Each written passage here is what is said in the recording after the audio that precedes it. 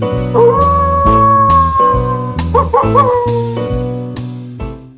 movie is pretty good, and what else would you expect? It is from The King, after all. Based on the novelette, The Cycle of the Werewolf by Stephen King.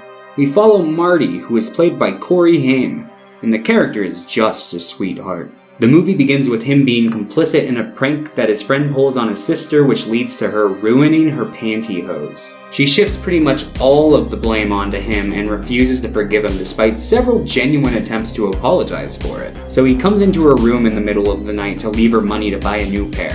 So, okay, now that I like this character and I'm emotionally invested into what happens to him throughout the movie, what's gonna happen to him throughout the movie?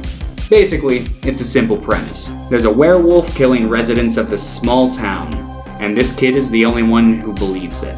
Everyone thinks it's some maniac on the loose, but based off what his little lady friend told him the night before her pa died, he suspects it to be a werewolf. She heard growling coming from beneath her tool shed the night before. One of my few gripes with this film is I think it's a bit of a stretch, even considering the overactive imagination of a child, but it's not long before he sees the thing for real and shoots a rocket into its eye. He tries telling his sister and his fun but irresponsible uncle, played by Gary Busey. His uncle doesn't believe him, but his sister takes him seriously enough to snoop around and find out the identity of the werewolf.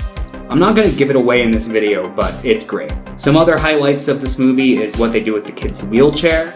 His uncle will modify his wheelchair, which is named the Silver Bullet. See what they did there? So by the midpoint of this movie, the kid's basically wheeling around in a motorcycle. It's pretty fun. Another thing I like is Hank Pym is in the movie and he plays a reverend, and his performance whenever there's a funeral is just amazing. The more funerals that come his way, the more run down and defeated he looks. I guess let me get one of my big gripes out of the way with this movie. No plot lines are ever dropped without resolution, but there are some things that just feel unsatisfying to me, like his friend at the beginning of the movie who he's crushing on. I believe she's only in one scene, and then much later in the film they mention that she got sent away. I had assumed this since we hadn't seen her throughout most of the movie since then, but it really doesn't feel as impactful as it could have. I feel like this statement could apply to a couple more deaths throughout the movie too. Speaking of his friend, I don't think the movie ever explains why the werewolf was at her house 2 nights in a row. The first victim was near her house, but why does it exclusively have real estate in their backyard? Maybe the book explains this, and I admittedly haven't read it, but I feel very inclined to after watching this. Despite my few problems with it, this has easily been the best movie I've watched for this series of reviews so far. 7 out of 10. Check it out.